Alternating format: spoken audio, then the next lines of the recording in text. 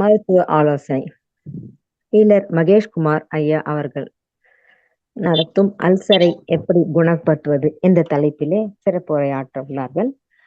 Healer Maheshkumar ஐயாவை பற்றிய சிறு குறிப்பு. ஐயா அவர்கள் யூனிவர்சல் அகாடமி ஆஃப் அக்குபஞ்சர் சயின்ஸில் பிரின்சிபலாக தமிழ்நாடு யூனிவர்சிட்டி அங்கீகாரத்துடன் நடத்தும் அக்குபஞ்சர் டிப்ளமோ மாணவர்களுக்கு வகுப்பு நடத்தி பல ஹீலர்களை திண்டுக்கல், கோயம்புத்தூர், சென்னை போன்ற இடங்களில் உருவாக்கி வருகிறார். ஐயா அவர்கள் தொடர் நிகழ்ச்சியாக அக்குபஞ்சர் பற்றி, வாழ்வியல் மற்றும் நம் உடலின் உறுப்புகளின் இயக்கம் பற்றி பல்வேறு தலைப்புகளில் பல முக்கிய தகவல்களை நமக்கு அளித்து வருகிறார்கள். ஐயா அவர்கள் சேவை மனப்பான்மையுடன் எந்த ஒரு பிரதிபலனும் எதிர்பார்க்காமல் தமிழ் ஆனந்த யோகா மற்றும் பல்வேறு ஜூம் தொடர் நிகழ்ச்சிகளுக்கு எந்த ஒரு பிரதிபலனும் பார்க்காமல் அவர் தொடர்ந்து மருத்துவ ஆலோசனை கொடுத்து வருகிறார். அவரை தமிழ் ஆனந்த யோக அருட்தொண்டர்கள் சார்பாக வாழ்க வளமுடன் என்று வாழ்த்தி ஐயா அவர்களை வரவேற்கிறேன். தொடங்கலாம் ஐயா. வணக்கம் ஐயா. அனைத்து அன்பர்களுக்கும் இனிய மாலை வணக்கம். இன்றைய வகுப்பு நம்ம அல்சரை பத்தி எடுத்திருக்கிறோம். ஏற்கனவே தமிழானந்த யோகத்துல நிறைய மெடிக்கல் மருத்துவ குறிப்புகள் நம்ம பேசியிருக்கிறோம்.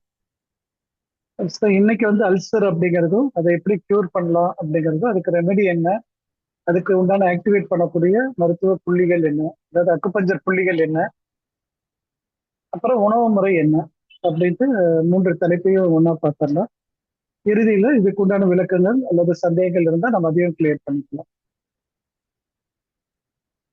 பொதுவா அல்சர் அப்படின்னா நம்ம வயிற்றுல ஏற்படக்கூடிய அல்சரை பத்தி தான் பேச போறோம்.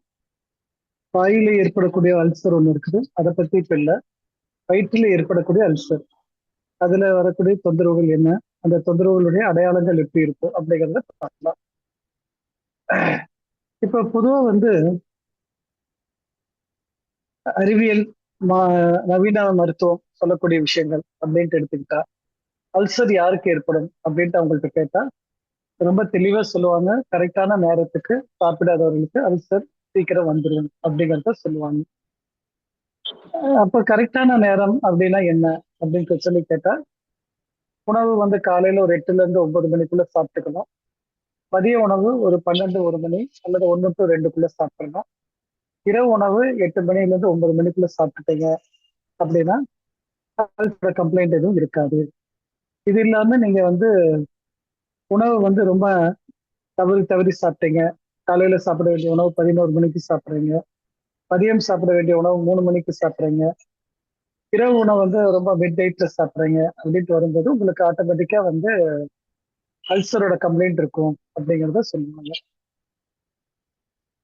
ஏன் இந்த கரெக்ட் டயத்துக்கு நம்ம சாப்பிடணும் அப்படின்ட்டு அடுத்த கேள்வி கேட்டா, எப்பொழுதுமே நீங்க நேரத்துக்கு சாப்பிட்டுட்டு இருக்கும் பொழுது உங்க உடல்ல போதுமான அளவுக்கு ஹைட்ரோகுளோரிக் ஆசிட் உங்க வயிற்றுல சுரக்கப்படுது. அந்த வயிற்றுல சுரக்கக்கூடிய ஹைட்ரோகுளோரிக் ஆசிட் ஜீரணத்துக்கு ரொம்ப பயன்படும். அதே சமயம் உணவு இல்லாமல் இருந்துச்சு அப்படின்னா அந்த ஹைட்ரோகுளோரிக் ஆசிட் உங்க வயிற்றுல புண்ணை உண்டாக்கும். அதுதான் அல்சரோட கம்ப்ளைண்ட். அதனால உணவு வெயிட் பண்ணிட்டு இருக்கிற வரைக்கும் நீங்க, அதாவது ஹைட்ரோகுளோரிக் ஆசிட் வெயிட் பண்ணிட்டு இருக்கிற அளவுக்கு நீங்க டைம் டிலே பண்ணாதீங்க, அதுக்குள்ள சாப்பிட்டுருங்க அப்படிங்கிறத சொல்லுவாங்க. ஓகே, இப்ப நம்மளுடைய கேள்வி, இந்த ஹைட்ரோகுளோரிக் ஆசிட் மட்டும்தான் இல்ல பிரச்சனை பண்ணுதா, அல்லது ஹைட்ரோகுளோரிக் ஆசிட்ல இருக்கக்கூடிய கான்சன்ட்ரேஷன் பவர் அப்படிங்கிற விஷயத்தை வச்சு மாற்றம் பண்ண முடியுமா அப்படிங்கிறத கவனிக்கலாம். இப்போ காலையில ஹைட்ரோகுளோரிக் ஆசிட் வர்றதும், மதியம் வரக்கூடிய ஹைட்ரோகுளோரிக் ஆசிடும், இரவு வரக்கூடிய ஹைட்ரோகுளோரிக் ஆசிடும் ஒரே கான்சன்ட்ரேஷன்ல இருக்குமா அல்லது கான்சன்ட்ரேஷன் வேறுபடுமா அப்படின்னு நம்ம கேட்டா கண்டிப்பா எல்லாரும் சொல்லுவாங்க அதுல கான்சன்ட்ரேஷன் வேறுபடும் அப்படின்ட்டு. ஏன் கான்சன்ட்ரேஷன் வேறுபடணும் அப்படின்னா, ஏன் எடுக்கிற உணவு கொஞ்சம் ஹெவியா இருந்துச்சு அப்படின்னா ஹைட்ரோகுளோரிக்கோட கான்சன்ட்ரேஷன் கூட தான் செய்யணும். எடுக்கிற உணவு ரொம்ப இலகுவா இருந்துச்சுன்னா ஹைட்ரோகுளோரிக் ஆசிட் அவ்வளவு கான்சன்ட்ரேஷன் வர தேவையில்லை, இலகுவா இருந்தா போதும் அப்படிங்கிறத சொல்லுவாங்க. ஓகே, அப்படின்னா காலையில வரக்கூடிய ஹைட்ரோகுளோரிக் ஆசிட் மதியம் வரக்கூடிய ஹைட்ரோகுளோரிக் ஆசிட் ஒண்ணு கிடையாது. இது வேற அது வேற. அதாவது இதனோட பவர் வேற அதனோட பவர் வேற அப்படிங்கிற பவர்ல அப்படிங்கிற கான்சன்ட்ரேஷன்ல தான் அது வேலை செய்யும். சரி, இப்போ உதாரணத்துக்கு ஒரு நாள் நான் காலையில எப்பவுமே இட்லி சாப்பிட்டுட்டு இருக்கிறேன், அல்லது இடியாப்பம் சாப்பிட்டுட்டு இருக்கிறேன், அல்லது உப்புமா சாப்பிட்டுட்டு இருக்கிறேன் அப்படின்னு சொன்னா அந்த நபர் ஒரு நாள் ஏதாச்சும் ஹெவி ஃபுட்டா சொல்லக்கூடிய மட்டன் பிரியாணியோ அல்லது சிக்கன் பிரியாணியோ அல்லது சாதாரண பிரியாணியோ அல்லது குஸ்காவோ காலையில சாப்பிடலாமா கூடாதா அப்படின்னு ஒரு கேள்வி கேட்டா என்ன சொல்லுவோம்? கிடைச்சா இதை வேணா சாப்பிடதான் போறோம் அப்படிங்கிறது தான் இருக்கும். அப்ப நேற்று காலையில நான் இட்லி சாப்பிட்டேன், இட்லி சாப்பிடும் போது வந்த ஹைட்ரோக்ளோரிக்கோட பவரும் இன்று நான் சிக்கன் பிரியாணி சாப்பிட்டேன், சிக்கன் பிரியாணியோட ஹைட்ரோக்ளோரிக் வரக்கூடிய ஜீரணம் பண்றதுக்கு வரக்கூடிய ஹைட்ரோக்ளோரிக் ஆசிடோட பவரும் ஒன்னா இருக்குமா அப்படின்னா கண்டிப்பா ஒண்ணும் கிடையாது. அப்ப எப்படி நேத்து காலையில வந்த ஹைட்ரோக்ளோரிக்கோட வேல்யூ இன்னைக்கு காலையில வந்த ஹைட்ரோக்ளோரிக் ஆசிடோட வேல்யூ மாறுது அப்படின்னா நீங்க என்ன உணவு கொடுக்குறீங்களோ அதை பொறுத்துதான் ஹைட்ரோக்ளோரிக் ஆசிட் வரும். அப்ப ஹைட்ரோக்ளோரிக் ஆசிட் முன்னாடியே வந்து வெயிட் பண்ணிட்டு இருக்கோம் அப்படிங்கிறது வந்து 100% உண்மை கிடையாது. மேபி அதுல ஒரு 10 to 20% இருக்குது, அதை கூட நம்ம கரெக்ட் பண்ணிக்கலாம். அப்ப இந்த இடத்துல முக்கியமா நம்ம கவனிக்க வேண்டியது உணவுக்கு ஏற்ற மாதிரிதான் நம்ம ஹைட்ரோக்ளோரிக் ஆசிட் வரும். அப்ப உணவுக்கு ஏற்ற மாதிரி அப்படின்னா எப்படி வயிற்றுக்கு தெரியும்? வயிறு உள்ள உட்கார்ந்துட்டு இருக்கு, அதுக்கு எப்படி தெரியும் நீங்க பிரியாணி சாப்பிட்டீங்களா அல்லது நீங்க இட்லி சாப்பிட்டீங்களா அப்படின்ட்டு அதுக்கு எப்படி தெரியும் அப்படின்னா நீங்க எப்போ ஒரு உணவை வாயில போட்டு மெல்ல ஆரம்பிக்கிறீங்களோ, மெல்லும் பொழுது நம்ம உடம்புல இருந்து சலைவா உற்பத்தி ஆகுது. அந்த சலைவா தான் ஒரு கம்யூனிகேஷன் மீடியாவா இருக்கும். அந்த சலைவா நம்ம வயிற்றுக்கு போய் சொல்லும், இல்லப்பா இவன் வாயில போட்டு இதை மென்னுட்டு இருக்கிறா, நீ கொஞ்சம் தயாராயிக்கோ, இதுக்கேற்ற மாதிரி நீ தயாராயிக்கோ அப்படின்னு சொல்லி சொல்லுவோம். இது யாருக்கு பாசிபிள்னா சாப்பாடு போட்டு மென்னு சாப்பிட்றவங்களுக்கு. சாப்பாடு போட்டு முழுகிறவங்களுக்கு இந்த கேட்டகரியில சேராது. என்கிட்ட என்ன சாப்பிட்றாங்கன்ட்டு அவங்களுக்கும் தெரியலன்னு சொன்னா வயிற்றுக்கு தெரியாம திணற ஆரம்பிச்சு. அதனாலதான் நம்ம எப்பவுமே உணவை வந்து மென்னு சாப்பிடுங்க அப்படின்னு சொல்லி இன்சிஸ்ட் பண்றதுக்கு காரணம், முக்கியமா அழுத்தி சொல்ற காரணம் இதுதான். ஸோ எப்பவுமே ஒரு ரொம்ப சிம்பிளான ப்ரொசீஜர் ஞாபகம் வச்சுக்கலாம். நம்ம வீட்டுக்கு கெஸ்ட் வராங்க, கெஸ்ட் வரும்போது திடீர்னு காலிங் பெல் அடிக்கிறாங்க, கதவை திறந்து பார்த்தா 4 பேர் நிக்கிறாங்க அப்படின்னா அவங்க வந்த நேரம் சாப்பாட்டு நேரமாக இருக்குது அப்படின்னா நம்ம அவங்களுக்கு ஏதாச்சும் ஒரு சாப்பாடு கொடுக்க வேண்டிய கட்டாயம் இருக்கும். கண்டிப்பா சாப்பாடு கொடுப்போம். பட் எப்படி கொடுப்போம்னா அந்த அவசர நேரத்துல என்ன செஞ்சு கொடுக்க முடியுமோ அதுதான் செய்ய முடியும். ஒரு ப்ரீ பிளான் பண்ணி நம்மளால வந்து இது கொஞ்சம் நல்லபடியா விதவிதமான ஐட்டம் செஞ்சு கொடுக்க முடியுமா அப்படின்னா முடியாது. அப்ப இந்த இடத்துல அந்த உணவை ஜீரணம் பண்றதுக்கு, அதாவது அந்த நபர்கள் உள்ள வந்த சமயத்துல நம்ம வந்து எத்தனை பேர் வந்தாங்கன்னு பார்த்துட்டு அவசர அவசரமா செய்யறோம். அதுவே அந்த நபர்கள் வந்து ஒரு ஃபோன் பண்ணி நாங்க வரோம், நாளைக்கு மதியானம் வரோம் அப்படின்னு சொல்லும் போது எத்தனை பேர் வராங்கிறது நமக்கு தெரிஞ்சதுக்கு அப்புறம் நம்ம கொஞ்சம் டிஃப்ரெண்டா உட்காந்து ரிலாக்ஸா செஞ்சு அவங்கள நல்லா கவனிக்கிறதுக்கும் வித்தியாசம் நிறைய இருக்கும். அப்ப இந்த இடத்துல ஒரு தகவல் நமக்கு முன்னாடியே வரும் பொழுது நம்ம ப்ரிகாஷனா நிறைய செய்யறோம். ஒரு தகவல் வரல அப்படின்னா நம்மளால செய்ய முடியறது இல்லை. அதே உடம்பு அதே பாடி அதே வீடு தான். ஏன் நம்மளால அவ்வளவு பர்ஃபெக்டா செய்ய முடியலன்னா திடீர்னு வந்துட்டதுனால பண்ண முடியல அப்படிங்கிறோம். சப்போஸ் அதே காலையில வந்து என்ன பண்ண போறோம்? எப்பவும் போல உப்புமா தான் கிடைக்கும், நைட்டு வந்தா உப்புமா தான் கிடைக்கும், மதியான நேரம் தான் ஏதோ பருப்பு கடைஞ்சு சாப்பாடு போட்டு கொடுத்து அனுப்ப முடியும். அப்போ இந்த இடத்துல முக்கியமா கவனிக்க வேண்டியது என்னன்னா, முன்னாடி இங்க லைட் ஆஃப் பண்ணி இந்த லைட் ஆஃப் பண்ணிடுமா. சரி. அப்ப இந்த இடத்துல முக்கியமா கவனிக்க வேண்டியது என்ன சொன்னா நம்ம வந்து உணவுல கரெக்ட் பண்ணிக்கிறது அப்படின்னு முடிவு அதாவது உணவு வாயில போட்டு மெல்லும் பொழுது முக்கியமா கவனிக்க வேண்டியது என்ன சொன்னா அந்த சலைவா முதல்ல இன்ஃபர்மேஷனா போய் வயிற்றுல போய் நிக்கணும். அதனாலதான் அதை சூ பண்ற டைமை நம்ம எடுத்துக்கிறது. அப்போ ஒரு உணவை நல்லா சூ பண்ணும் பொழுது அந்த உணவுல இருக்கிற இன்ஃபர்மேஷனை இது இவ்வளவு ஹார்டா இருக்கும், இவ்வளவு ரிச் புரோட்டீனா இருக்கும், இவ்வளவு அயன் கண்டென்ட் அதுல இருக்கும் அப்படிங்கிற தகவலை நம்ம சலைவா நேரடியா போய் இன்ஃபர்மேஷனா பான் பண்ணி வயிற்றுக்கு சொல்லிட்டாங்க அப்படின்னா வயிறு ஓகே நீ வா நான் பாத்துக்கிறேன் அப்படின்னு சொல்லிட்டு அந்த உணவை எவ்வளவு சீக்கிரம் செரிக்க வைக்க முடியுமோ அந்த அளவுக்கு செரிக்கிறதுக்கு ரெடி பண்ணிக்குவாங்க. பேஸ் ரெடி ஆயிடும். அதுக்கேற்ற ஹைட்ரோக்ளோரிக் எல்லாமே கிடைக்க ஆரம்பிக்கும். அப்போ காலையில ஒருத்தர் இட்லி இட்லி சாப்பிடும் போது வரக்கூடிய ஹைட்ரோக்ளோரிக்கும் அதே நபர் பிரியாணி சாப்பிடும் போது வரக்கூடிய ஹைட்ரோக்ளோரிக் ஆசிடுக்கும் நிறைய டிஃபரன்ஸ் இருக்குது அப்படிங்கிறது கன்ஃபார்மா தெரியும். இப்போ எந்த இடத்துல இது வந்து வயிற்றுல தொந்தரவுகளை ஏற்படுத்துது? அப்படி சொன்னா நான் வந்து ஒரு நாள் வந்து ஏறத்தாழ சாப்பிட்டுட்டு போறேன், அன்டைம்ல கூட சாப்பிடுறேன் அப்படின்னா, எப்பவுமே இரவு உணவு அன்டைம்ல சாப்பிடும்போது வரக்கூடிய விளைவுகளை நம்ம கடைசியா பார்த்துக்கலாம். அந்த டைம்ல நம்ம அன்டைம் வந்து அலோவ் பண்றதுன்னா அட்வைஸ் பண்றதும் கிடையாது. இப்ப பொதுவா நம்ம வந்து உணவை எடுத்துக்கிறோம், ஜீரணம் ஆயிடுது, கண்டென்ட் என்ஜைம்ஸ் எல்லாம் வருது, வெளியே போயிடுது. ஓகே. அப்புறம் உடம்புல ரத்தத்துல கலக்குது எல்லாம் பண்ணி ப்ராசஸ் பண்ணி வெளியே போயிடுது. ஓகே. இப்ப எப்ப இந்த வயிற்றுல புண்ணு ஏற்பட ஆரம்பிக்குது, புண்ணுங்கிறது சின்னதா இருக்கிறது தான் நம்ம சாதாரணமா அறிமுக நிலையில இருக்கிறது. அதுவே புண்ணு பெருசாயிடுச்சு சொன்னா அது வந்து அல்சரோட சீரியஸா மாறிடுது. எப்ப இது வந்து புண்ணா மாற ஆரம்பிக்குது அப்படிங்கறத கவனிச்சாதான் நம்ம எப்படி கியூர் பண்றதுங்கிறத கண்டுபிடிக்க முடியும். ஸோ இந்த இடத்துல உணவு போடுறோம், காலையில 8 மணிக்கு சாப்பிடுறோம், பசி இருக்குதா அப்படின்னா தெரியாது. ஆனா காலை உணவு சாப்பிடாம இருக்கக்கூடாதுன்னு சொல்றாங்க. அப்படி சொல்லிட்டு ஏன்னா அதுக்கு பேரு தான் நான் பிரேக்ஃபாஸ்ட். ஏற்கனவே நான் ஃபாஸ்டிங் இருந்தேன், இப்போ வந்து பிரேக் பண்ண போறேன் அப்படிங்கறதுனால நான் பிரேக்ஃபாஸ்ட் எடுத்துக்கிறேன், அதை நான் அவாய்ட் பண்ணக்கூடாது அப்படின்னு சொல்லிட்டு நம்ம என்ன பண்றோம், காலையில உணவு சாப்பிட்டுறோம். ஓகே.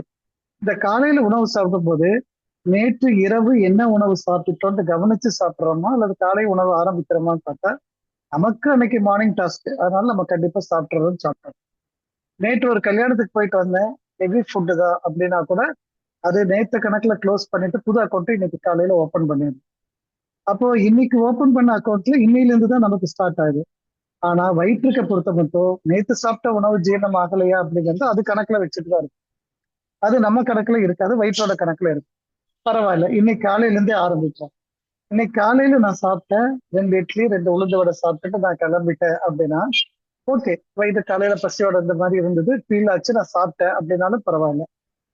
இப்ப மதிய உணவு எனக்கு வந்து ஒரு 1:30 மணிக்கு டைம் கிடைக்குதுன்னு நான் என்ன பண்றேன், மதிய உணவு டைம் ஆச்சுல்ல அப்படின்ட்டு நான் மதிய உணவு போட்டேன்.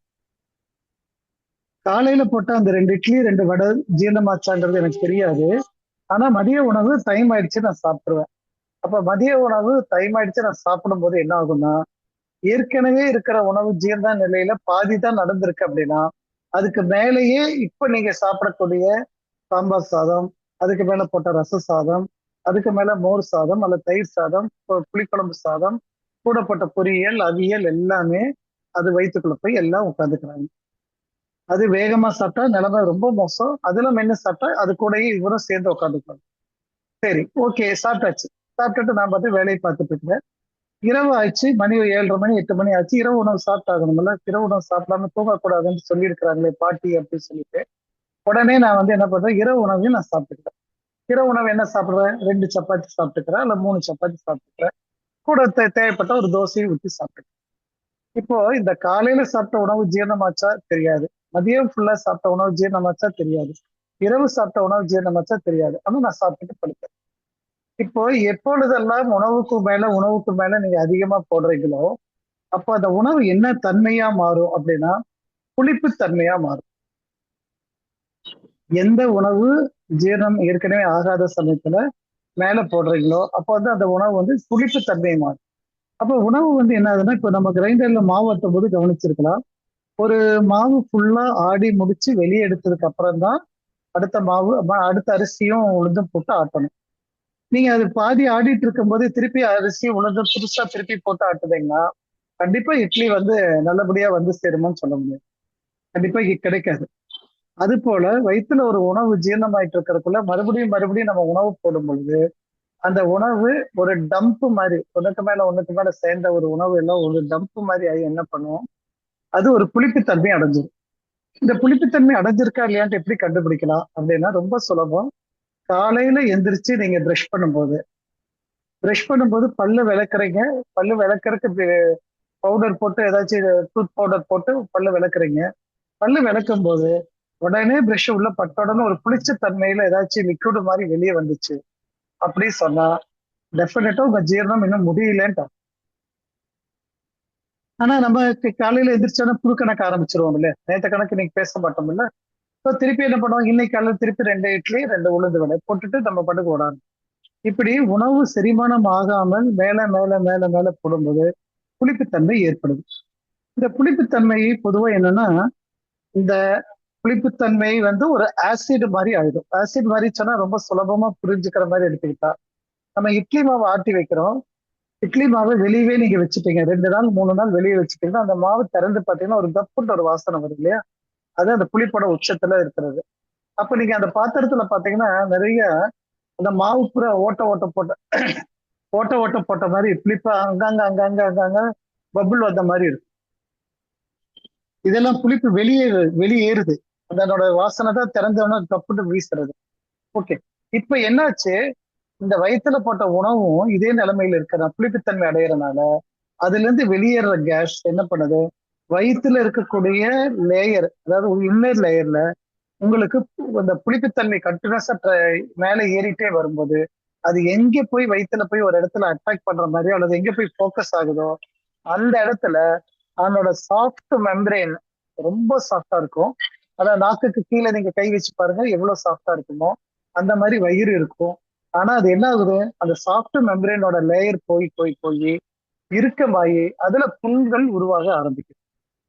அந்த புண்ணு தான் அதிகமாகும் போது நம்ம அல்சர் சொல்லி சொல்றோம். ஓகே, சரி. இப்ப புண்ணு உருவாகுது அப்படின்னா புண்ணு அது சரி பண்ணாதா அப்படின்ற ஒரு கேள்வி வரும் இல்லையா? கண்டிப்பா அந்த வயிறு கண்டிப்பா சரி பண்ணும். எப்ப சரி பண்ண முடியும் அதுக்கு அப்படின்னா அதுக்கு ஒரே ஒரு கண்டிஷன், வயிற்றுல எனக்கு உணவு இல்லாமல் இருந்தால் நான் அந்த இடத்த போய் சரி பண்ண முடியும் அப்படின்ட்டு வயிறு பிளான் பண்ணிட்டே இருக்கும். இப்ப பொதுவா ஒரு ரோடு ரொம்ப மோசமாயிடுச்சு வைங்களேன், வெஹிக்கிள் போயிட்டே இருக்குது, ரோட ரிப்பேர் பண்ணாங்கன்னு சொன்னாங்கன்னா கண்டிப்பா அதனோட குவாலிட்டி அப்படி இருக்காது. அப்ப என்ன பண்ணுவாங்க, டக்குன்னு ஒரு ரோட பிளாக் பண்றாங்க, பிளாக் பண்ணி வண்டி எல்லாம் டைவர்ட் பண்ணி போங்கன்னு சொல்றாங்க. அதுக்கப்புறம் பார்த்தா நைட்டோட நைட்டா உட்காந்து ரோட எல்லாம் கிளீன் பண்ணி பக்காவா போட்டுட்டு அடுத்த நாள் ஒரு நாள் கொஞ்ச நேரம் லேட் பண்ணி ரோடு ஓபன் பண்ணி விட்டாங்கன்னா ரோடு பளிச்சுன்னு இருக்கும். அப்ப எதுக்காக டைவர்ட் பண்ணீங்க வண்டியை அப்படின்னா, ஆமா வண்டி இப்ப வந்துட்டு வந்துட்டு போயிட்டு வந்து எப்படிப்பா ரோடு போடுறது அப்படிங்கிற கேள்வி வருது இல்லையா? அது போலவே உணவு எப்பொழுது இல்லாமல் இருக்குதோ, வயிற்றுக்குள்ள உணவு எப்ப இல்லையோ அப்ப வயிறு வந்து ஹீல் பண்ண ஆரம்பிக்கும். அதை கியூர் பண்ண ட்ரை பண்ணும். அது கியூர் பண்ணுமா, அது எப்படி தெரியும் நமக்கு? அடுத்த கேள்வி.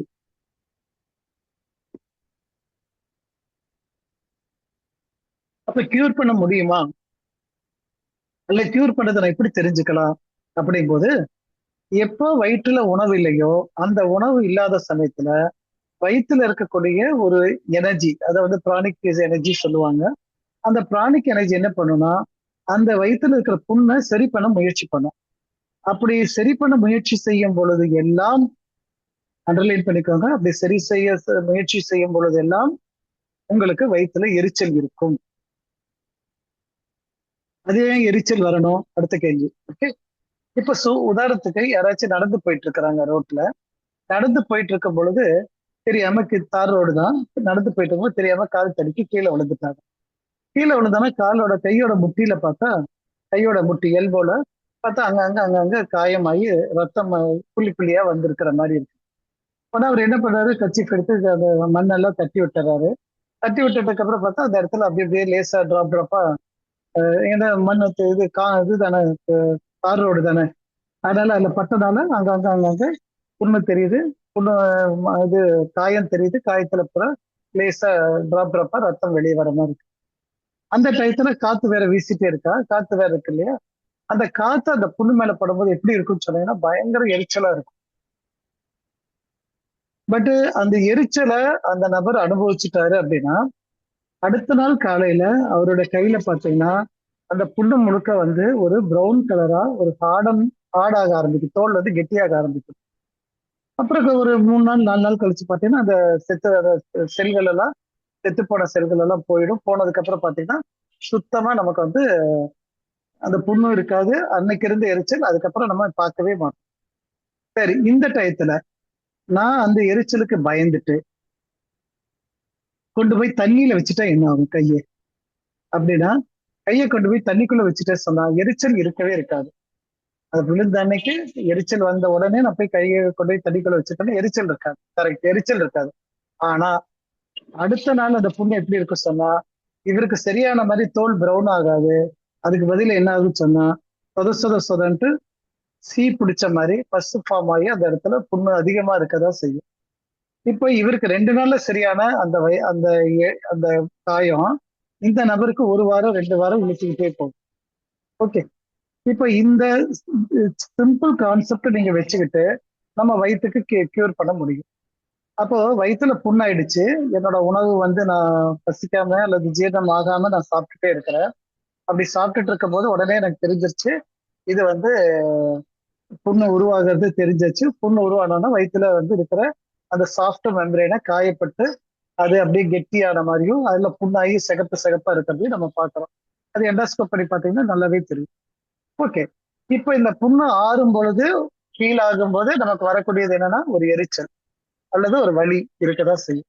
இப்போ நான் அந்த எரிச்சலை அலோ பண்றதா வேண்டாமாங்கிறத இப்ப கேள்வி. இப்போ நான் எரிச்சலை சப்ரஸ் பண்றதுக்கு ஏதாவது மெத்தட் இருக்கா அப்படிங்கிறத நான் தேடுறேன். அப்படி தேடும் போது எனக்கு என்ன கிடைக்குதுன்னா ஏதாச்சும் ஒரு ட்ரக் ஜெலிசில் ஃபார்ம்லயோ அல்ல வேற ஏதாச்சும் மெடிசன் பேர்லயோ எனக்கு கிடைக்கும் போது நான் அதை எடுத்து வயிற்றுல குடிச்சிட்டு திருப்பி சாப்பிட ஆரம்பிக்கிறேன். அப்ப திருப்பி என்ன நடக்குதுன்னா அந்த வயிற்றுல அது புண்ணு இருக்கிறது சென்சேஷனை குறைச்சிருதே தவிர ஆனா அந்த புண்ணை கியூர் பண்ணதானா கியூர் பண்றது இல்லை. அதை விட இன்னும் பெஸ்ட் என்னன்னு சொன்னா கொஞ்சம் ஹெவியான புளிப்பான உணவுகள் ஏதாவது கொஞ்சம் போட்டீங்க சொன்னா அந்த வலி உடனே நின்றுடும். அப்ப என்ன பண்றோம், வயிற்றுல எரிச்சல் இருக்கிறவங்க எல்லாருமே ரொம்ப சிம்பிளான மெத்தடா நல்ல தயிர் சாதத்தை எடுத்து கொஞ்சம் நிறைய தயிரை ஊத்தி வயிற்றுக்குள்ள போட்ட உடனே புண்ணு பார்த்தா இருக்க தெரியவே தெரியாது, எரிச்சலே இருக்காது. இப்ப உண்மையான புண்ணு ஹீல் ஆயிட்டு இருந்த இடத்துல நீங்க உணவு போட்ட உடனே உடல் என்ன பண்ணுன்னா அந்த ஹீலிங் ப்ராசஸ உடனடியா இம்மிடியட்டா கட் பண்ணிட்டு உங்களோட ஃபுட்டை வந்து ஜீரணம் பண்றதுக்கு திரும்பிடும். அது அதனோட நேச்சர், நீங்க அதை மாற்றவே முடியாது. ஃபுட்டு உள்ள வந்துச்சுன்னா முதல்ல ப்ரியாரிட்டி ஃபுட்டுக்கு தான், அதுக்கப்புறம் தான் மற்ற வேலையே. நம்ம வீட்டு கெஸ்ட் வந்தா எப்படி நம்ம ஒரு விஐபி வந்துட்டு முதல்ல அவரை கவனிங்க அப்புறம் மற்றதை பார்க்கலாம் அப்படின்னு சொல்றோமோ அந்த மாதிரி வயிற்றை பொறுத்த மட்டும் ஃபுட்டு வந்தா ஃபுட்டு தான் விஐபி, அவரை பாருங்க மற்றதெல்லாம் அப்படியே அங்கேயே இருக்கட்டும் அப்படின்னு சொல்லிட்டு ஃபுட்டை போய் ப்ராசஸ் பண்ண ஆரம்பிக்கும். அப்ப இந்த மாதிரி நேரத்துல நம்ம தயிர் சாதமோ இல்ல கொஞ்சம் ஹெவியா புளிப்பா இருக்கக்கூடிய ஒரு உணவோ எடுக்கும் பொழுது அந்த உணவு என்ன ஆகுதுன்னா இந்த ப்ராசஸை ஸ்டாப் பண்ணி அது ஜீரணம் ஆகிற வரைக்கும் நமக்கு வலியே தெரியாது. ஆனா புண்ணு எங்க இருக்குது, அங்கேயே தான் இருக்குது. இப்ப திருப்பி தயிர் சாதம் முடிஞ்சு ஒரு ப்ராசஸ் ஒரு 2 மணி நேரம் அல்ல 3 மணி நேரம் அல்லது 4 மணி நேரம் கழிச்சு முடிஞ்சது வைங்கள. இப்ப அந்த அந்த ப்ரானிக் எனர்ஜிங்கிறவர் என்ன பண்ணுவாரு, திருப்பி ஹீல் பண்ண போவாரு. அப்படி ஹீல் பண்ண போகும்போது எப்படி இருக்கு எரிச்சல், திருப்பி எரிச்சல் வரும். உடனே எனக்கு என்ன ஆயிடும், ஒரு மைண்ட் செட் ஆயிடும். சப்போஸ் 4 மணி நேரம் கழிச்சு எனக்கு அந்த எரிச்சல் வரும்னு தெரிஞ்சிச்சுன்னா நான் 3.5 மணி நேரத்துக்கு முன்னாடி நான் தயிர் சாதம் சாப்பிட்டுப்பேன் அல்லது வேற ஏதாச்சும் ஒரு உணவு எடுத்துப்பேன். அப்ப எனக்கு என்ன ஆகும், எரிச்சல் வராது.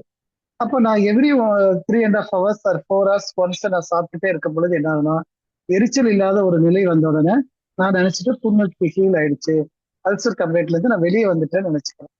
ஆனா நாட்கள் நகர நகர நகர உன்னோட வால்யூம் உன்னோட ஏரியா பெருசாயிட்டே போகும்.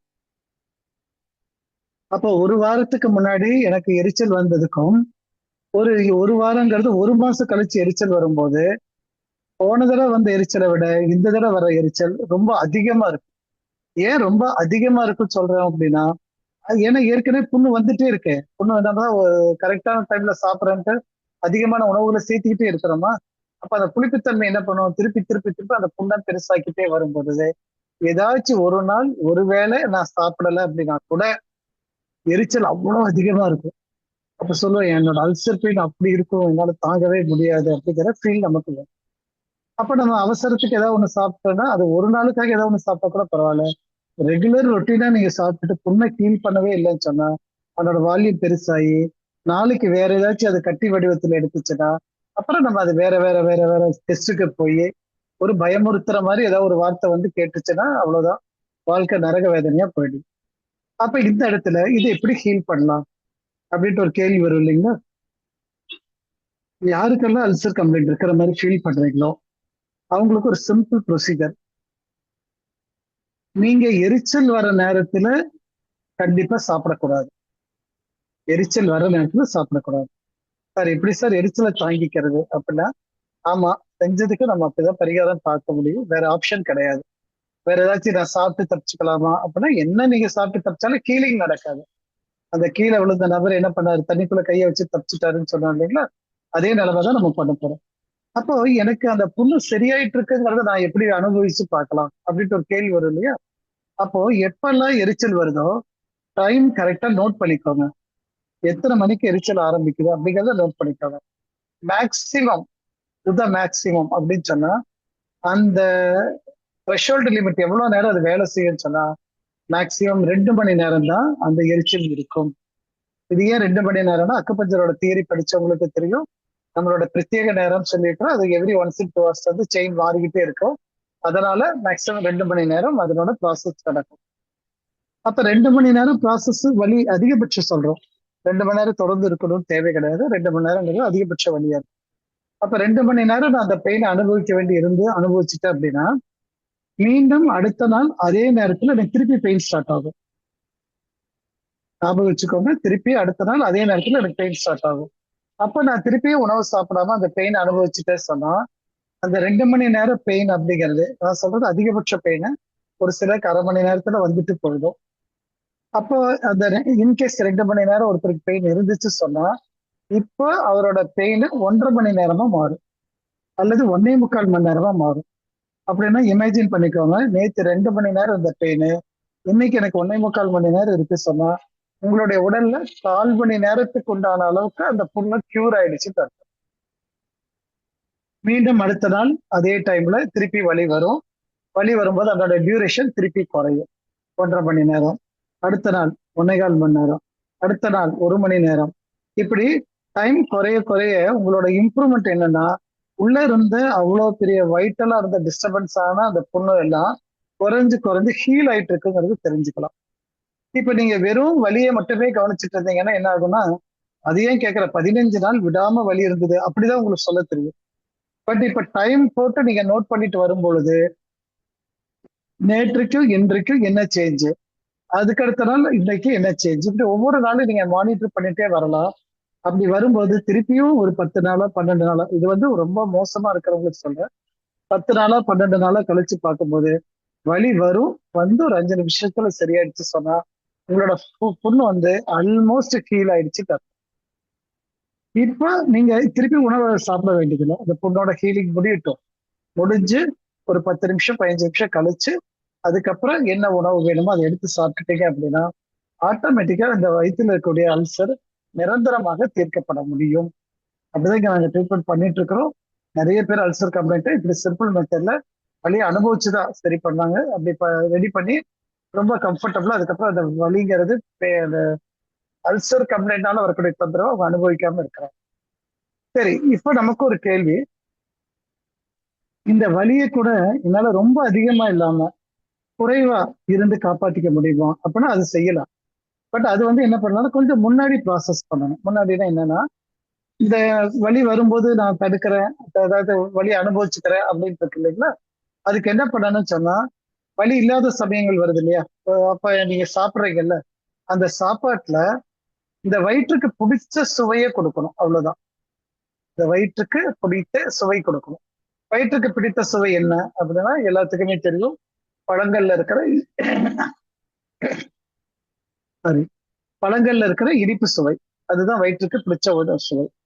அப்ப என்ன பண்ணலாம், எவ்வளவுக்கு எவ்வளவு முடியுமோ அவ்வளவுக்கு எவ்வளவு பழங்களை சேர்த்து வச்சுக்கோங்க. சேர்த்துனா வெளியே இல்ல, வயிற்றுக்குள்ள. வயிற்றுக்குள்ள கொடுத்து கொடுத்து கொடுத்து கொடுத்து பழத்தை நிறைய சேர்த்து வச்சுக்கோங்க. டயபெட்டிஸ் இருக்கு, இதுக்குதான் தீர்வு இதுதான். ஓகே, வேல்யூ அது கூடுது குறையுதுன்னா அதை பத்தி டயபெட்டிக் கிளாஸ்ல நம்ம பேசிக்கலாம். இங்க வந்து நம்ம அதுக்குண்டான ரெமெடி என்னன்னு சொன்னா நீங்க வெறும் பழத்தை சாப்பிட்டு சாப்பிட்டு, அதாவது பழம் வெளியே ஓடிட்டு இருக்கிறவங்க அப்படின்னா கொஞ்சம் பழம் நிறைய சாப்பிட்டு கொஞ்சம் ஃபுட் எடுத்துக்கோங்க. வீட்டுல இருப்பேன் எப்ப வேணாலும் நான் சாப்பிட்றதுக்கு எனக்கு டைம் இருக்கும் அப்படின்னு நினைச்சா ஒரு வேளை முழுக்க பழமா எடுத்துக்கோங்க. அப்ப எவ்வளவுக்கு எவ்வளவு நீங்க இனிப்பு சேர்த்துறீங்களோ அந்த அளவுக்கு என்ன ஆகுனா வயிற்றுல, அதாவது என்ன சொல்லுவோம்னா கீழே விழுக போறோம், விழுகிறது கன்ஃபார்ம், அதுல ஒண்ணும் மாற்றுக்கிறது கிடையாது. பட் விழுகிற இடத்துல ஒரு குஷன் போட்டுட்டு விழுக போறோம், அவ்வளவுதான்.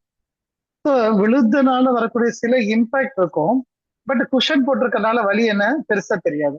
அப்போ இந்த வேலையை உணவுக்கு ஒரு ஒரு வாரத்துக்கு முன்னாடி இந்த ப்ராசஸ் பண்ணி நிறைய இனிப்பு கொடுத்து வச்சுட்டு அதுக்கப்புறம் உங்களோட அந்த எரிச்சலை அனுபவிக்க ஆரம்பிச்சுட்டீங்க சொன்னா 100% இந்த அல்சர் கம்ப்ளைண்ட் உங்களை விட்டு போயிடும். இப்படிதான் இங்க வரக்கூடிய நண்பர்களுக்கு சொல்லி கொடுத்து இதை ஃபாலோ பண்ண சொல்லி டைமை பார்க்க சொல்லி அவங்களே அவங்களுக்குள்ள சேஞ்சஸ் நடக்கிறத பார்த்து சந்தோஷப்பட்டுட்டு ஆட்டோமேட்டிக்கா அடுத்த நாள் எனக்கு இவ்வளவு நேரம் தான் இருக்கும் இவ்வளவு நேரம் தான் இருக்கும் அப்படிங்கிற சந்தோஷத்துல அந்த ஹீல் ஆகிறத அனுபவிச்சுக்கிறாங்க. அப்ப நம்மளோட மைண்டுக்கு கரெக்டா சொல்லி கொடுத்துட்டீங்கன்னா அது சந்தோஷப்படும். இல்லாம இருந்துச்சுன்னா ஏன் வலிக்குது ஏன் வலிக்குது ஏன் வலிக்குது கேள்வியே வந்துட்டு இருக்கும். ரிசல்ட் நம்மளால பார்க்க முடியும். ஓகே, சரி. இந்த இதுல இந்த மாதிரி இருக்கக்கூடிய கம்ப்ளைண்ட்ல இருக்கும்போது அவங்களுக்கு என்ன அக்குபஞ்சர் புள்ளி போட்டு சரி பண்ணலாம். அது கொஞ்சம் ஸ்டிமுலேஷன் வேகப்படுத்துற வேலைகளை அவங்களும் செய்வாங்க. அப்ப அக்குபஞ்சர்ல என்ன பண்ணலாம் அப்படின்னா, இந்த SP9 சொல்லுவாங்க, ஸ்கிரீன்ல இருக்கக்கூடிய 9வது புள்ளி. அது வந்து ஒரு வாட்டர், அதுல வந்து என்ன சொல்லுவாங்க, நீர்த்தன்மை அதிகமா இருக்கக்கூடிய அந்த இடம். அது கால் முட்டியில இருக்கும். நெட்ல போட்டு பார்த்தீங்கன்னா SP9 தெரியும். அல்ல புத்தகங்கள் வாங்கி இருக்கிறவங்களுக்கு புக்லயே நீங்க பார்த்துக்கோங்க. ஸோ அந்த SP9 அப்படிங்கிற புள்ளியை தாராளமா கொடுக்கலாம். கூட வயிற்றுல இருக்கக்கூடிய ஒரு புள்ளி ஸ்டொமக் 36 அப்படிங்கிற புள்ளி அதையும் சேர்த்து கொடுக்கலாம். ஸோ இந்த ஸ்டொமக் 36ம் SP9 அப்படிங்கிற புள்ளி நீங்க கொடுத்தீங்க அப்படின்னா ஓரளவுக்கு இன்னும் கொஞ்சம் எப்படி பழத்தை கொடுத்து நம்ம வயிற்றை ஓரளவுக்கு சரி பண்ணி வைக்கிறோமோ அது போலவே இந்த SP9ம் ஸ்டொமக் 36 அப்படிங்கிற புள்ளியும் கொஞ்சம் சப்போர்ட் பண்ணும். அப்போ கொஞ்சம் ஹீலிங் வந்து இன்கேஸ் எனக்கு வந்து 2 வாரங்கள் ஆகும் அப்படிங்கறத ஒரு வாரத்துல இதை வந்து சப்போர்ட் கம்ப்ளீட் பண்றதுக்கு இந்த புள்ளிகள் சப்போர்ட் பண்ணும்.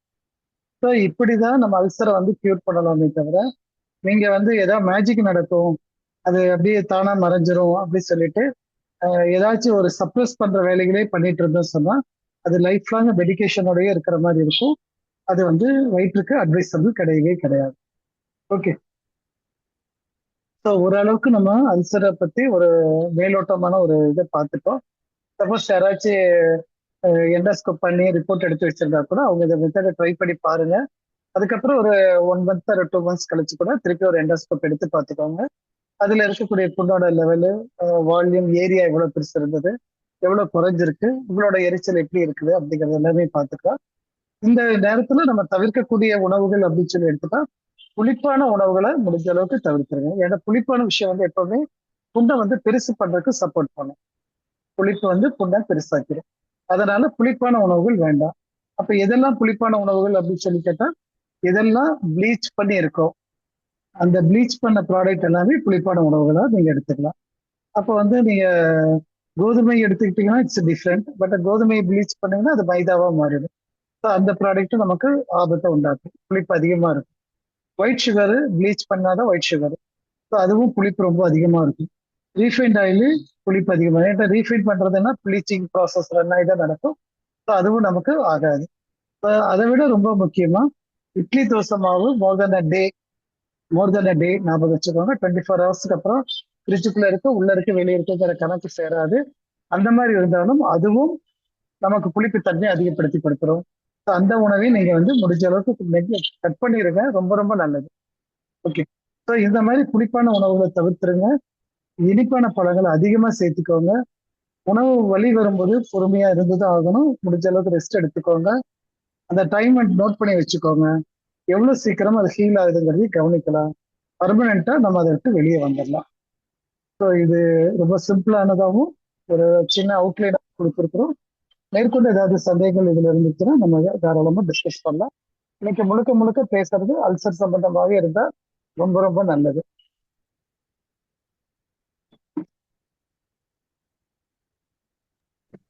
நன்றிங்க ஐயா. வாழ்க வாழ்க.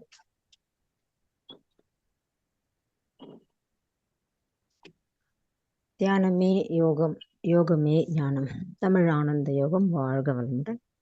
இவ்வளவு நேரம் அல்சரை பற்றி அது எப்படி உருவாகுது, அது எப்படி சரி செய்ய வேண்டும் என்று நமக்கு எடுத்துரைத்த ஹீலர் மகேஷ்குமார் ஐயா அவர்களை நாம் தவநிலையிலிருந்து வாழ்த்துவோம்.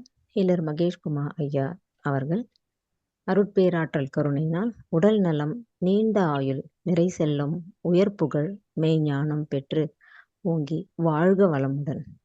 அவர்களது அன்பு குடும்பம் வாழ்க வளமுடன். அல்சரை பற்றிய கேள்வி கேட்க விரும்பும் அன்பர்கள் ஹேண்ட் ரைஸ் பண்ணலாம். அவர் இன்னைக்கு எடுத்த வகுப்புல இருந்து ஒரு சின்ன ரீகேப் மாதிரி சொல்றேன். அதுக்குள்ள அன்பர்கள் ஹேண்ட் ரைஸ் செஞ்சு உங்க ஐயத்தை ஐயாவிடம் கேட்டு தெளிவு பெற்றுக்கொள்ளலாம். அல்சர் எப்படி உருவாகுது அப்படின்றத பத்தியும் ஐயா சொன்னாங்க. அதை வந்து எப்படி நம்ம குணமாக்க முடியும் அப்படின்றதை பற்றி சொன்னாங்க. அதுல வந்து காலை உணவு, மதிய உணவு, இரவு உணவு எந்த நேரத்தில் 8லிருந்து 9 வரை காலை உணவு நம்ம சாப்பிட வேண்டும். மதியம் 1லிருந்து 2, இரவு 7லிருந்து 8 மணிக்குள் நாம் சாப்பிட்டு முடிய வேண்டும். அப்படி சாப்பிடும்போது வயிற்றில் வந்து ஹைட்ரோகுளோரிக் ஆசிட் போதுமான அளவு சுரந்திருக்கும். அப்படியே அது நம்ம சாப்பிட தவறினால் சிறிதாக புண்கள் உருவாகும் என்று ஐயா சொன்னார்கள். கண்களால் பார்த்து வாயில் போட்டு மென்று நன்றாக சாப்பிடும் போதே அதை ஜீரணிக்கின்ற அளவுக்கு அந்த ஹைட்ரோகுளோரிக் ஆசிட் வயிற்றில் உற்பத்தி ஆகும். அதாவது என்ன சொன்னாங்கன்னா, ஒரு சிம்பிளா சொல்லி முடிச்சாருங்க ஐயா. காலை உணவு சாப்பிட்ட பிறகு அது வயிற்றுல ஜீரணம் ஆயிருக்கா இல்லையான்னு தெரியாம அடுத்த உணவை மறுபடியும் போட்டுடுறோம். மீண்டும் அந்த உணவு ஜீரணம் ஆவறதுக்குள்ள மீண்டும் சாப்பிட்டுடுறோம். இப்போ வந்து ஜீரணம் ஆகாத உணவு எல்லாம் புளிப்பாகிடுது. அந்த புளிப்பு தான் நம்மளுடைய வயிற்றில் வரக்கூடிய புண்ணுக்கு மிக காரணமாக இருக்கும். வயிற்றில் இருக்கும் சாஃப்ட் மெம்பரேனை அது வந்து சின்ன சின்ன புண் மாதிரி உருவாக்கி அது நாளடைவில் அது வந்து அல்சரா மாறிது அப்படின்னு சொன்னாருங்க. வயிற்றில் உணவு இல்லாத போது அந்த புண்ணை வந்து அந்த நம்ம வயிறே வந்து அதை சரி பண்ண முயற்சிக்கும். அப்போது வயிற்றில் எரிச்சல் ஏற்படும் அப்படின்றத சொல்லியிருக்காங்க. இந்த வயிற்றில் எரிச்சல் ஏற்படும் போது அதை வந்து நாம் பொறுத்து கொள்ள வேண்டும். அப்போ வந்து அந்த மெம்பரேனை வந்து புண்களை சரி செய்யும் அளவு தன்னைத்தானே சரிப்படுத்திக் கொள்ளும் அளவு நம்மளுடைய உடல் வந்து இயற்கையிலே படைக்கப்பட்டிருக்கிறது. அதை போலவே இப்போ வயிற்றினுடைய பிரத்யேக நேரத்தில் அந்த எரிச்சல் ஏற்படும். தினமும் அந்த நேரத்தில் எரிச்சல் வரும்போது அதை பொறுத்து கொண்டாலே அடுத்த நாள் அது கொஞ்சம் குறையும். மீண்டும் சில நாட்கள் நம்ம நோட் பண்ணி வச்சிருந்தோம்னா அல்சர் உள்ளவங்களுக்கு இது படிப்படியா குறைஞ்சிட்டு வரத பார்க்கலாம் அப்படின்றத ஐயா சொன்னாங்க. அது வந்து நீங்க நோட் பண்ணி வச்சிருந்து பார்க்கலாம் அப்படின்னு சொல்லியிருக்காங்க. அடுத்தது வந்து இன்னும் கொஞ்சம் அதை ஈஸியா நம்ம வந்து சரி பண்ணோம்னா அதுக்கு வந்து இனிப்பான பழங்கள் நிறைய சாப்பிட்டு அதன் மூலமா நம்ம வந்து அந்த அல்சரை சரி செஞ்சுக்கலாம் அப்படின்றத சொல்லியிருக்காங்க. எவ்வளவு இனிப்பான பழங்கள் சாப்பிட்டாலும் அவ்வளவு நல்லது, சீக்கிரமா குணமடையும் அப்படின்னு சொன்னாங்க ஐயா. அதுக்கப்புறம் அதுக்கு கூடுதலா அக்குபஞ்சர் பாயிண்ட்ஸ், அதாவது நம்ம வந்து அக்குபஞ்சர் படிச்சவங்களுக்கு தெரியும், இல்ல புக் வச்சிருக்கவங்களுக்கு தெரியும். SP9 ST36 இந்த 2 புள்ளிகளை தூண்டுவதன் மூலம் இது இன்னும் கொஞ்சம் சீக்கிரத்துல குணமடையும் அப்படின்னு சொன்னாங்க. அடுத்ததாக தவிர்க்க வேண்டிய உணவுகள், அதாவது எதெல்லாம் புளிப்பா இருக்கோ அந்த உணவுகளை தவிர்க்க வேண்டும் அப்படின்னு சொல்லியிருக்காங்க ஐயா. அதாவது ப்ளீச் பண்ணப்பட்ட பொருட்கள், ஒயிட் சுகர், மைதா, ரீஃபைண்ட் ஆயில், முக்கியமானது வந்து இட்லி தோசை மாவு. அது மாவு ஆட்டின பிறகு 24 மணி நேரத்துக்குள்ள அதை சாப்பிட்டு இருக்கணும். அதை சாப்பிடலன்னா அது நிச்சயமா நம்ம அல்சர் இருக்கிறவங்களுக்கு இல்ல, பொதுவாவே வந்து இட்லி தோசை மாவை தவிர்ப்பது நல்லது அப்படின்னு ஐயா சொல்லியிருக்காங்க. இப்போ அல்சர் பற்றின கேள்விகள் இருக்கும் அன்பர்கள் ஹேண்ட் ரைஸ் பண்ணலாம். ஐயா இப்போ காலை நேரத்துல மாத்திரம் அந்த அல்சர்னுடைய எனக்கு தெரிஞ்சவங்க கேட்டிருக்காங்க. காலையில ஒரு எழுந்த உடனே வந்து ஒரு எரிச்சலா இருக்குது, ஒரு புளிப்பு தன்மையா வாயில வருது, எச்சையில நாக்குல வந்து புளிப்பு சுவை அதிகமா தெரியுது அப்படின்னு சொல்றாங்க. ஸோ இதுவும் வந்து அந்த அல்சர் ரிலேட்டட் தாங்களா ஐயா? இது வந்து அல்சரோட ஆரம்ப நிலை தான். அல்சர் ஆரம்பிக்க போகுது அப்படிங்கிற ஒரு இண்டிகேஷன் மட்டும்தான். இந்த அல்சர் வரப்போகுது. அதனால முடிஞ்ச அளவுக்கு இவங்க வந்து அந்த புளிப்புத்தன்மை வந்து வரும்போது உணவை எடுக்காம இருந்தாதான் நல்லது. நன்றிங்க ஐயா. அடுத்ததாக மணிமேகலை, நீங்க கேள்வி கேட்கலாமா? வணக்கம் ஐயா. வணக்கம், சொல்லுங்கம்மா.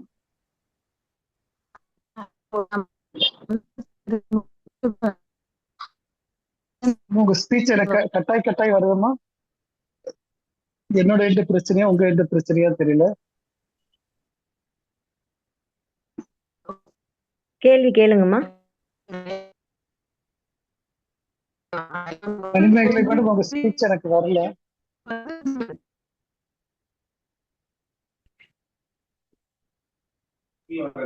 அடுத்ததாக கலைவாணி அம்மா, நீங்க கேளுங்கம்மா.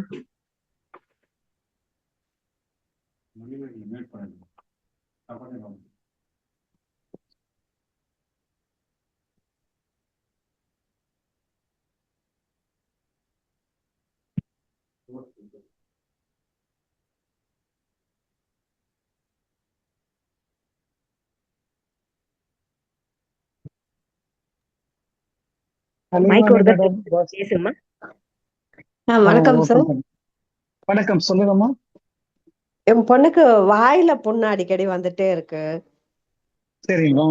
2 days மாறுது, மறுபடியும் 4 days கழிச்சு மறுபடியும் வந்துட்டு இருக்கு அப்படின்னு சொல்லிட்டு இருக்கா. ஓகே, என்ன வயசுமா? 35. இந்த பொண்ணுக்கு 35ங்களா? ஆமாங்க. Okay okay. கொஞ்சம் இரவு உணவை வந்து கொஞ்சம் முடிஞ்ச அளவுக்கு கட் பண்ண சொல்லுங்க. கட் இரவு பண்ணிடுறேங்க. உணவு ஆமா, இரவு உணவு சாப்பிடறத வந்து ரொம்ப ஏர்லியா சாப்பிட சொல்லுங்க. ஒரு 6 மணி 7 மணிக்குள்ள சாப்பிட சொல்லிடுங்க. சரிங்க சார். சரிங்களா? அதுக்கு மேல சாப்பிட வேணாம், அதுக்கு மேல டைம் வெயிட் பண்ண வேணாம்னு சொல்லிடுங்க. 7 மணிக்கு மேல, அதிகபட்சம் 7 மணிக்கு மேல எந்த உணவும் எடுத்துக்க வேணாம்னு சொல்லுங்க. தேவைப்பட்டா வார்ம் வாட்டர் மட்டும் குடிச்சுக்க சொல்லுங்க. ம் சரி. இந்த இந்த இந்த இப்ப நான் சொல்ற இந்த பேட்டர்ன்ல இருந்தாங்கன்னா டெஃபினட்டா உங்களோட வாயில வர புண்ணு சீக்கிரம் சரியாயிடும்.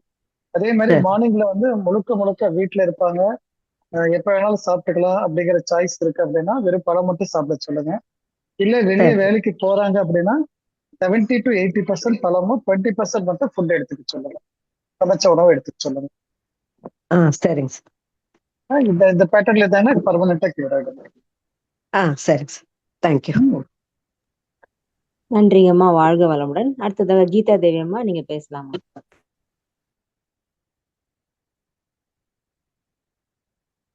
நன்றிங்கம்மா, வாழ்க வளமுடன். சார் சார் நல்லா இருக்கீங்களா சார்? நல்லா இருக்கு மேடம், சொல்லுங்க மேடம். ஒரு டவுட் சார். ஒரு பேஷண்ட் வந்து பிரியாணி இது மாதிரி பூரி இது மாதிரி சாப்பிட்டா உடனே நெஞ்சு வலி மாதிரி வருதான் மேல நெஞ்சுக்கு. ஆனா செஸ்ட்ல கிடையாது, கேஸ்ட்ரிக் ப்ராப்ளம் மாதிரி வருது. ஆனா பேஷண்ட் சொன்னாலும் கேட்க மாட்டாங்க. இதே சாப்பிட்டு இருக்காங்க. இதுக்கு என்ன சார் பண்ணலாம் சொல்யூஷன்? இல்ல, இதுக்கு வந்து நீங்க சொன்னதுதான். பிரியாணி சாப்பிடுறாங்க அப்படின்னா உங்களுக்கு வந்து அந்த மசாலா கண்டென்ட் ஜீரணம் பண்ற அளவுக்கு அவர்கிட்ட இடம் இல்லை.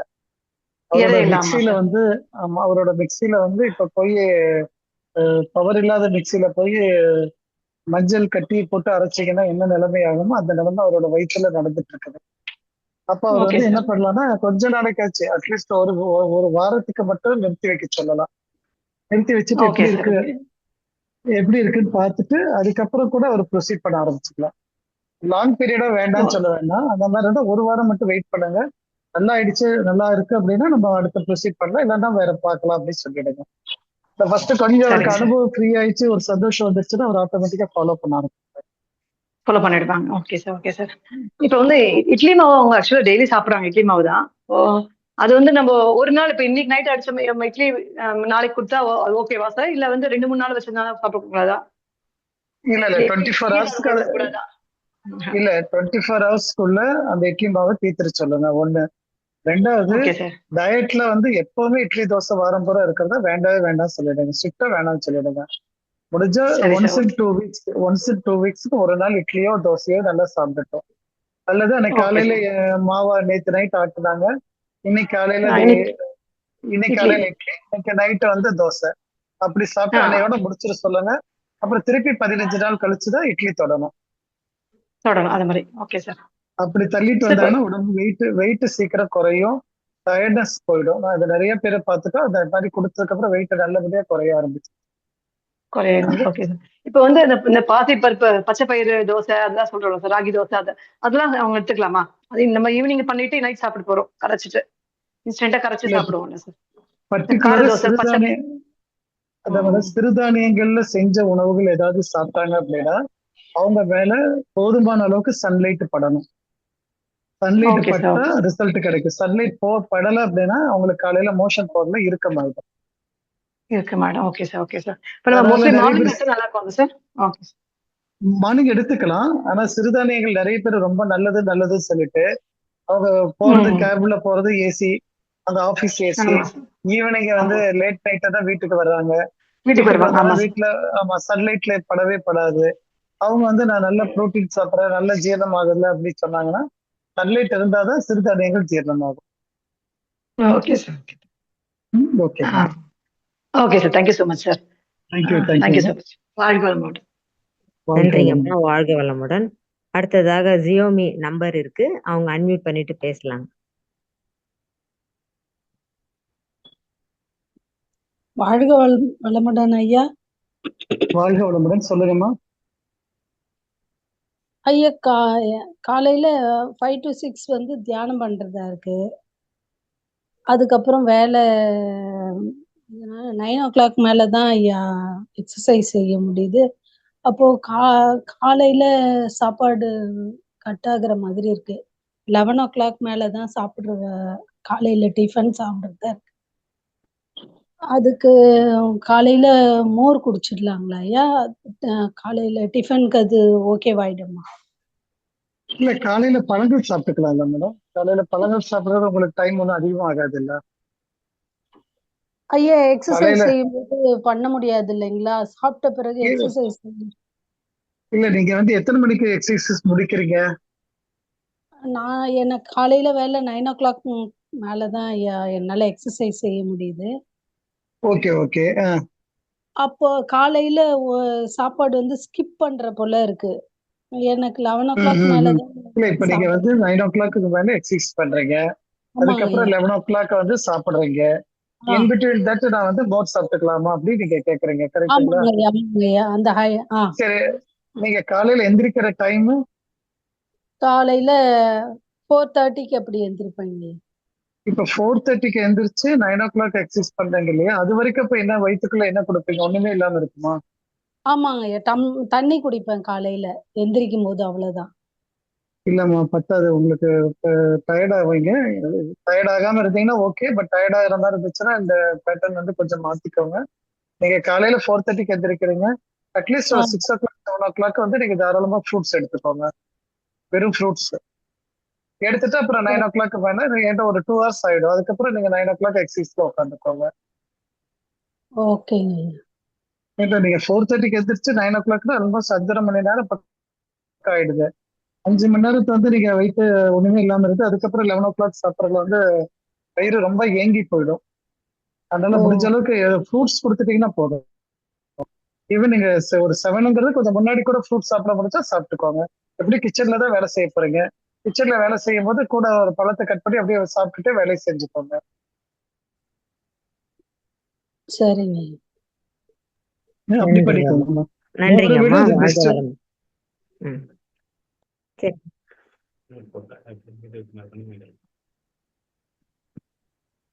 மணிமேகலை, நீங்க அன்மியூட் மைக்கை டச் பண்ணிட்டு பேசுங்கம்மா. ஹலோ, கேக்குதுங்களா ஐயா? கேக்குதுமா, சொல்லுங்கம்மா. வணக்கம். ஆ, என்னன்னா, என்னோட மகன் வந்து அவங்க ஹாஸ்டல்ல இருக்காங்க. அவன் வந்து என்ன சொல்றான்னா, புளியப்ப மாதிரி வருது சாப்பிட்டா, அதுக்கப்புறம் வாய் வந்து வாசம் வருது, அப்பப்போ வந்து வயிறு வலிக்குது அப்படின்றான். எனக்கு ஹாஸ்டல்ல இருக்கிறதால எங்களுக்கு இன்னும் அவனுக்கு என்ன பண்றதுன்னு தெரியல. என்ன பண்ணா நல்லா இருக்கும்? நீங்க எதனா ஐடியா சொல்லுங்கய்யா. இல்லம்மா, அவரோட ஈவினிங் டயட் வந்து டின்னர் வந்து ரொம்ப ஏர்லியா முடிக்க சொல்லுங்க. டின்னர் வந்து அந்த 6:30 7 என்ன ஓ, கிடைக்குதோ வாங்கி சாப்பிட சொல்லுங்க, ஃபர்ஸ்ட் பார்ட். ஏன்னா ஹாஸ்டல் ஃபுட் வரதுக்கு 8:30 மணி ஆகும், இல்ல 9 மணி ஆகும். ஸோ அது வரைக்கும் இவங்க வெயிட் பண்ணிட்டு இருக்க வேண்டாம். அதுக்குள்ள ஏதாச்சும் முன்னாடி ஏதாச்சும் ஈவென்ட் கடையிலே கிடைச்சா கூட சாப்பிட சொல்லுங்க. ஆனா சீக்கிரமா ஏர்லி டின்னரா மாத்த சொல்லிடுங்க. ஏர்லி டின்னருக்கு அப்புறம் அவங்க ஹாஸ்டல் ம், சாப்பாடு ஒன்றும் எடுக்க வேண்டாம், சுடுதண்ணி மட்டும் குடிச்சுக்க சொல்லுங்க. ஓகே இந்த ஓகே. பேட்டர்ன்ல அட்லீஸ்ட் மினிமம் 1 வீக் இருந்தாலே அவங்களோட உடம்புல சேஞ்சஸ் பார்த்துக்கலாம். ஓகே. அதாவது அவனுக்கு என்னன்னா, ஒரு கேஸ் மாதிரி வருது. எனக்கு பசி கூட எடுக்க மாட்டேன்து. அது ஒரு சில டைம் வந்து எனக்கு பிடிச்ச உணவெல்லாம் கூட சாப்பிட முடியல. அது என்ன பண்றதுன்னு அவன் கொஞ்சம், அதனால எனக்கு இப்போ ஃபோன்ல தான் சொன்னாங்கய்யா. அதனால தான் டக்குன்னு கேட்க வந்தேன். ஓகே. ஓகே ஓகே மேடம், நன்றிம்மா. ஓகே. தேங்க்யூ. நன்றிங்கம்மா, வாழ்க வளமுடன். அடுத்ததாக நதியா மேகம், நீங்க அன்மியூட் பண்ணிட்டு கேள்வி கேட்கலாம்.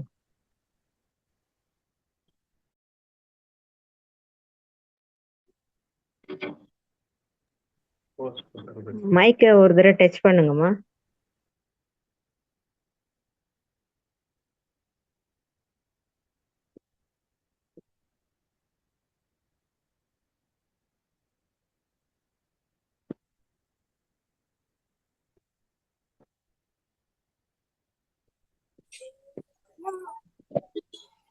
பேசுங்க நதியா, நதியா பேசுங்க.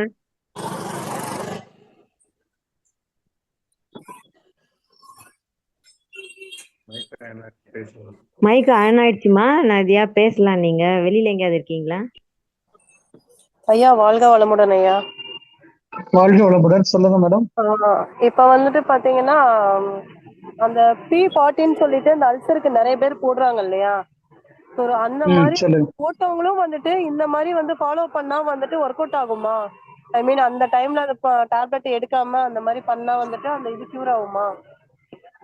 இல்ல இப்ப இது வந்து நம்ம பர்மனன்ட் மெத்தடுக்கு சொல்லி இருக்கிறோம். ஓகே, இப்ப நீங்க வந்து டெம்பரரி ரொம்ப வருஷமா வந்துட்டு டேப்லெட் போடுறவங்க இது கியூர் ஆகுமா அப்படி? அதுதாம்மா, ரொம்ப வருஷம் டேப்லெட் போட்டவங்களுக்கு இப்ப எப்படின்னா இந்த மெத்தடுக்குள்ள போனா வலி கொஞ்சம் அதிகமா இருக்கும். ஃபர்ஸ்ட் வலி வந்து மத்தவங்களை விட உங்களுக்கு அதிகமா இருக்கு. இப்போ ஃபார் அன் எக்ஸாம்பிள் நான் ஒரு 5 இயர்ஸா டேப்லெட் போட்டுட்டு இருக்கிறேன் அப்படின்னா கன்ஸ்டபிளா என்னோட வயிற்றுல அந்த ஹீலிங் பவர் நிறைய தேவைப்படும். அதே சமயம் என்னோட ஏரியா நிறைய டிஸ்டர்ப் ஆகியும் இருக்கும். அப்ப டிஸ்டர்ப் ஆன ஏரியா எல்லாமே ரெக்கவர் பண்ண ஆரம்பிக்கும் போது கொஞ்சம் வந்து பெயின் வந்து எனார்மஸா ஆரம்பிச்சு அப்புறம் குறைய ஆரம்பிக்கும். அந்த எனார்மஸ் பெயின் வரக்கூடாதுன்னு சொன்னாங்கன்னா முன்னாடியே கொஞ்சம் ஃப்ரூட்ஸ் எடுக்க ஆரம்பிச்சு ஒரு 15 days நிறைய பழங்கள் சாப்பிட்டுட்டு அதுக்கப்புறம் அந்த மெத்தடுக்குள்ள வர சொல்லணும். ஃப்ரூட்ஸ் சாப்பிட்டு அதுக்கப்புறம் பிரேக்ஃபாஸ்ட் சாப்பிட சொல்றீங்களா சார்? இல்ல, ஃப்ரூட்ஸ் நிறைய சாப்பிட சொல்லுங்க. பிரேக்ஃபாஸ்ட கூட கம்மி பண்ணிட்டு ஃப்ரூட்ஸ் நிறைய சாப்பிட சொல்லுங்க. ஓ ஓகே சார், தேங்க்யூ. கொஞ்சம் இப்போ குஷன் அவங்களுக்கு ரெடி வந்துட்டு குஷன் அந்த SP9 SP36 போட்டாலுமே இதுதானே சார்? போதும் தாராளமா போதும். சரி ஓகே சார். அதுக்கப்புறம் தேவைப்பட்டா பல்ஸ் பார்த்துக்கணும். சரி ஓகே சார், தேங்க்யூ சார். வாழ்க வளமுடன். நன்றிங்கம்மா, வாழ்க வளமுடன். அடுத்ததாக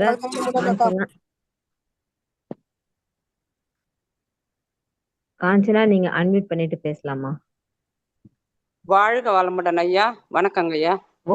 வணக்கம் சொல்லுங்கம்மா.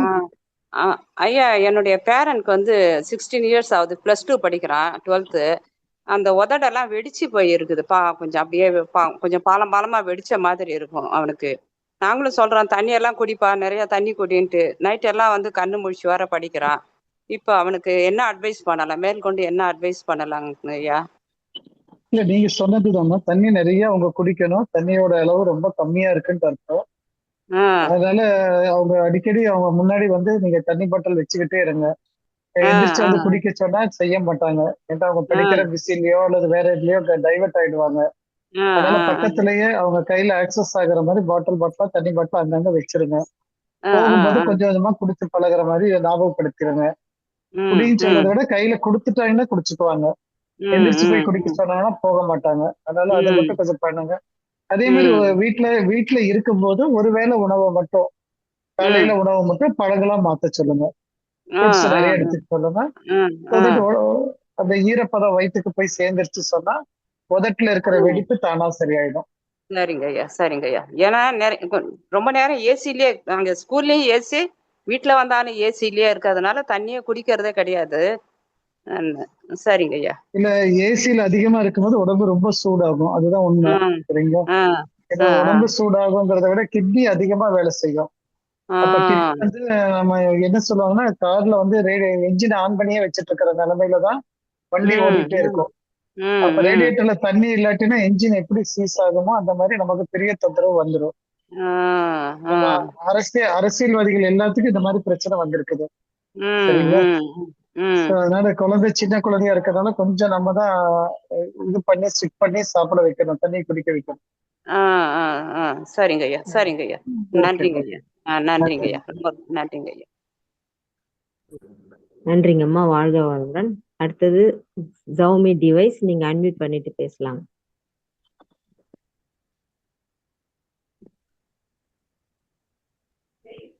வாழ்க வளமுடன் ஐயா. வாழ்க வளமுடன், சொல்லுங்கம்மா. ஐயா, இன்னொரு கொஸ்டின் ஐயா. இப்ப நைட்ல ஃப்ரூட்ஸ் மட்டும், ஏதாச்சும் ஒரு ஃப்ரூட்ஸ் மட்டும் சாப்பிடலாம் இல்லைங்க ஐயா? தோசை இட்லி எதுவும் சாப்பிடாம தாராளமா சாப்பிடலாமா? தாராளமா சாப்பிடுங்க. காலையில மோஷன் ரொம்ப ஃப்ரீயா போக ஆரம்பிக்கும். எது இருந்தாலும் இந்த ஃப்ரூட்ஸ் எவ்வளவு சாப்பிட்டாலும் ஒரே ஒரு அப்சர்வேஷன் மட்டும் பார்த்துக்கோங்க, ரொம்ப டயர்ட் ஆகாம இருக்கணும். அது ரொம்ப முக்கியம். சரிங்களா? டயர்ட் ஆச்சுன்னா கொஞ்சம் டயட் பிளான் எல்லாம் மாற்ற வேண்டியிருக்கும்.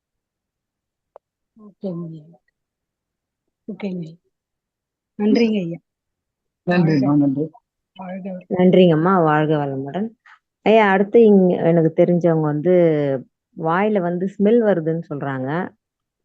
துர்நாற்றம் வருது. ஆனா அவங்க டயட்லாம் ஓரளவுக்கு ஃபாலோ பண்றாங்க. புளிச்ச தோசை மாவு கிடையாது. ஃப்ரூட்ஸ் நிறைய சாப்பிடுறாங்க.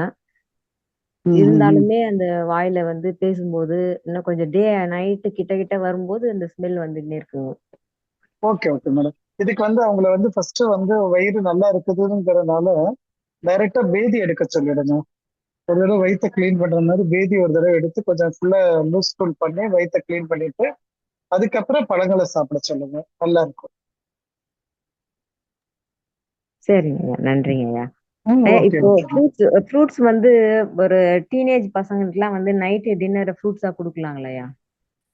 இல்ல சாப்பிடலாம். ஆனா ஒர்க் அதிகமா இருக்கிறாங்க, ஜிம்முக்கெல்லாம் போறாங்க சொன்னா கொஞ்சம் இன்னும் கொஞ்சம் உணவும் சேர்த்து சாப்பிடலாம். இல்லைங்க சார். என்னோட 2வது பையனுக்கு இப்போ 14 இயர்ஸ் தான் ஆகுது. ஜிம்லாம் போறது இல்லைங்க. நாங்க என் ஹஸ்பண்டு, பெரிய பையன் வந்து ஃப்ரூட் டயட் தான் நைட்ல சாப்பிடுவோம். அவனுக்கு மட்டும் சாப்பாடு, தோசை, இந்த சாப்பாடு, டிஃபன் அந்த மாதிரி ஏதாவது கொடுத்தோம்னா எனக்கும் வேண்டாம், நானும் ஃப்ரூட் டயட்ல இருக்கேன் அப்படின்னு சொல்லி கேட்பாங்க. அதனாலதான் அவனுடைய வளர்ற ஸ்டேஜ் இருக்கிறதுனால டீனேஜ் பசங்களுக்கு அந்த மாதிரி, ஏன்னா அவங்களுக்கு தேவையான நியூட்ரிஷன்ஸ்லாம் ஃப்ரூட்லயே போதுமானது இருக்குமான்னு டவுட்டுங்க சார். இல்ல ஃப்ரூட்லயே எல்லாமே கவர் ஆகாது. அவனோட ஆசைக்கு கொஞ்ச நாள் விட்டுருங்க, தாராளமா சாப்பிடட்டும், ஃப்ரூட் சாப்பிடட்டும். அந்த மாதிரி இருக்குன்னா கொஞ்சம் ஈவினிங் டயத்துல கொஞ்சம் ஏர்லியா ஏதாச்சும் சாப்பிட கொடுத்துருங்க. ஈவினிங் ஒரு 6 o'clock 6:30 ஏதாவது சாப்பிட கொடுத்துட்டு அதுக்கப்புறம் நீங்க வந்து நைட் தூங்க போறதுக்கு முன்னாடியோ அல்லது நைட்டு உங்க டின்னர் 8 மணிக்கு சாப்பிட்ற மாதிரி இருந்தா ஃப்ரூட்ஸ் உங்க கூட சேர்ந்து அவனும் சாப்பிடுங்க. சரிங்கய்யா, நன்றிங்க. நீங்க ரிலீவ் ஆயிக்கலாங்க ஐயா. ஓகே, நன்றி. யாரும் கேள்வி கேட்கறவங்க யாரும் இல்ல. ரொம்ப சிறப்புங்க ஐயா. ஐயாவுக்கு நன்றிகள். வாழ்க வளமுடன் வாழ்த்துக்களும்.